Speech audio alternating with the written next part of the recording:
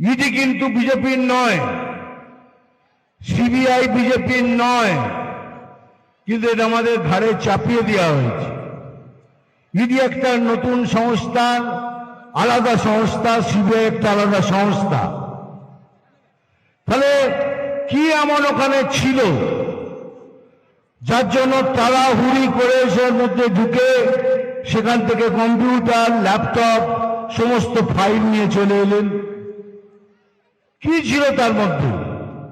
শোনা যাচ্ছে সেখানে নাকি পরিকল্পনা ছিল। তাতে কি ছিল? সেই ফাইলের মধ্যে কি ছিল? কেন এত তাড়াহুড়ো করে ওটাকে বার করলেন?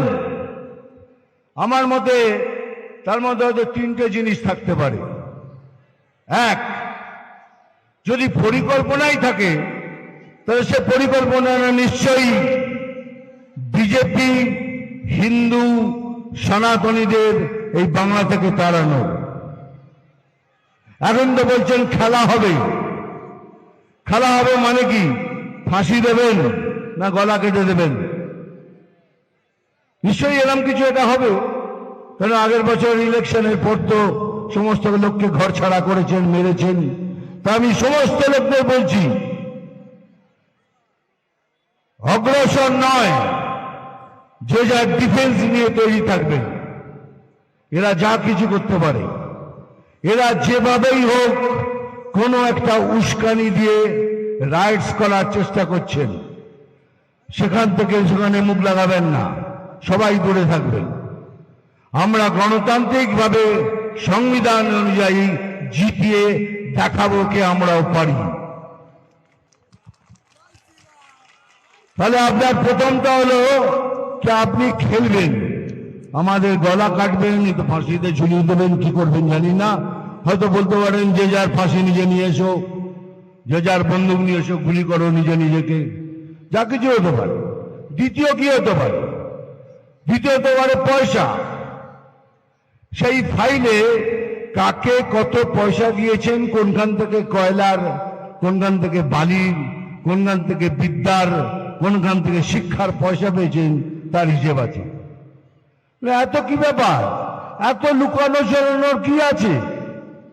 আর তৃতীয়, যেটা সব থেকে বেশি ইম্পর্টেন্ট, কান খোলে শুনুন, তৃতীয়টা হলো যে যত অভারতীয় আছে তাদের ভেতরে ঢুকিয়ে আনুন, আর এটাকে পশ্চিম বাংলাদেশ তৈরি করুন।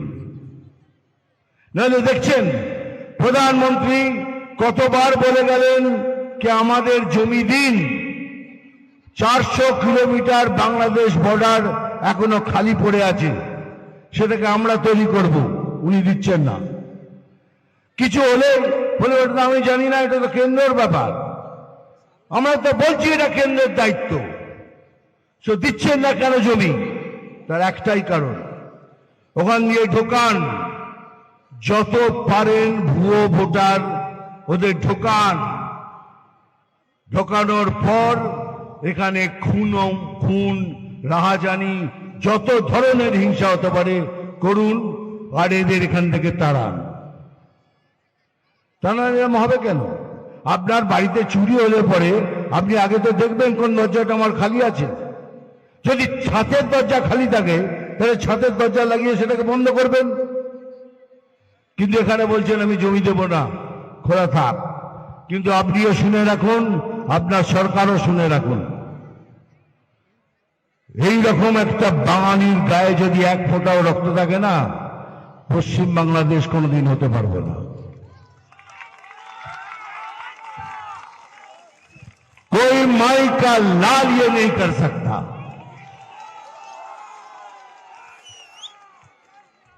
এই জন্য বলছি, আমি সিপিএম ক্যাডারদের বলছি, যারা হিন্দু, যাদের মধ্যে হিন্দুত্ব আছে, কংগ্রেসদের বলছি যারা হিন্দু, যাদের মধ্যে হিন্দুত্ব আছে, এমনকি তৃণমূল ক্যাডারদেরও বলছি যারা দুর্নীতি করেন না, যাদের মধ্যে বিবেক আছে, সেই হিন্দুদের বলছি আপনারাও আসুন, সবাই মিলে আমরা একসাথে এক ছাতার মধ্যে দাঁড়িয়ে ভোট করে এই তৃণমূল সরকারকে এখান থেকে সরাই।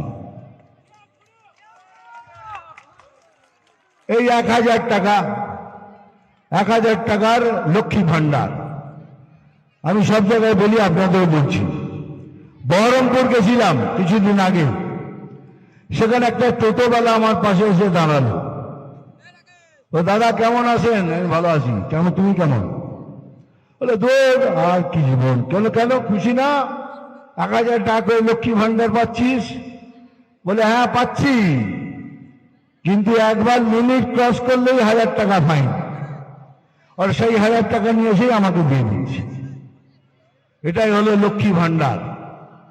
কিন্তু আমি বলছি ওই লক্ষ্মী ভান্ডার নেবেন, 100 বার ওই টাকা নেবেন, কারণ এটা আপনাদের টাকা, আপনাদের ট্যাক্স পেড টাকা। কিন্তু একবারও ভেবেছেন যাদের বিবেক আছে, যারা না নিতে চায়, তার ছেলেকে দেখুন, যার বিবেক আছে সে বেকার বসে আছে। তার স্বামীকে দেখুন, যার বিবেক আছে বেকার বসে আছে। এমনকি তার শ্বশুর শাশুড়ি মা বাবা কষ্টে রোগে ভুগছে। ওই 1000 টাকায় আপনি এগুলো সব করতে পারবেন? পারবেন না। কিন্তু প্রধানমন্ত্রী আপনাদের সবার জন্য 5 লক্ষ টাকার আয়ুষ্মান ভারত করেছেন, কিন্তু সেটা আপনাকে নিতে দিচ্ছে না। এমনকি যারা 1000 টাকার লক্ষ্মী ভান্ডার পাচ্ছেন তারাও পাবেন আয়ুষ্মান ভারতের 5 লক্ষ টাকা রোগীর সেবা করার জন্য নিজেদের, কিন্তু করতে দিচ্ছে না। তাহলে প্রধানমন্ত্রীর নাম হবে? তাহলে ভেবে দেখুন, উনি তো নিজেই বলছেন আমি উন্নয়ন আনতে পারবো না, আমি কলকারখানা আনতে পারবো না, এই জন্য বলছেন আপনি চপের দোকান করুন, চায়ের দোকান করুন, ঘুগনির দোকান করুন। কিন্তু যারা করছে তাদের আমি সম্মান করি। যারা চা বিক্রি করছে, ঘুগনি বিক্রি করছে, চপ বিক্রি করছে, তাদের সবাইকে আমি সম্মান করি। এই জন্যই করি, তারা গতরে খেটে কামাচ্ছে, আর আপনারা সব দুর্নীতি করে কামাচ্ছেন। এই জন্যই এদের আমি সবাইকে সশস্ত্র প্রণাম জানাই। কিন্তু উনি তো বলছেন উনি পারবেন না উন্নয়ন করতে, তাই না? তাহলে যদি উন্নয়ন পেতে হয় তাহলে একটাই সরকার, সেটা হলো বিজেপি সরকার। আপনি এখনো পর্যন্ত কোন পার্টিকে শুনেছেন যে তৃণমূল হটাও বলতে? কেউ বলছে না, কিন্তু সবাই এক সুরে বলছে বিজেপি হটাও, বিজেপি হটাও, বিজেপি হটাও। কিন্তু কেউ মুখে বলছে না যে তৃণমূল হটাও। অথচ বলে যাচ্ছেন আমাদের মধ্যে কোনো কথায় বিশ্বাস করবেন না, আমাদের সাথে কারোর কোনো জোট নেই, প্রধানমন্ত্রীর সাথে কারোর কোনো জোট নেই। আমি গ্যারান্টি দিয়ে বলছি, আমি কারোর কথা বিশ্বাস করবেন না। এগুলো একটা মার্কেটে ছাড়া হয়েছে যে আমাদের সাথে নাকি কোনো কিছু মিল আছে। তাহলে যদি মিলই থাকবে তাহলে দূর কেন আসবো? কেন আপনাদের সাথে কথা বলতে আসবো? তো দয়া করে হাত জোর করে সবাইকে আমি এই অনুরোধ করছি যে আমরা সবাই মিলে এক ছাতার নিচে এসে বা লড়ে এই তৃণমূল সরকারকে এখান থেকে হটাই। সেটাই হবে আমাদের বিগেস্ট জয়। বাঙালি যতদিন থাকবে বাঙালিত্ব থাকবে, হিন্দু থাকবে হিন্দুত্ব থাকবে, সনাতনিত্ব থাকবে, ততদিন পশ্চিম বাংলাকে কেউ পশ্চিম বাংলাদেশ করতে পারবে না। এটা গ্যারান্টি, গ্যারান্টি, গ্যারান্টি।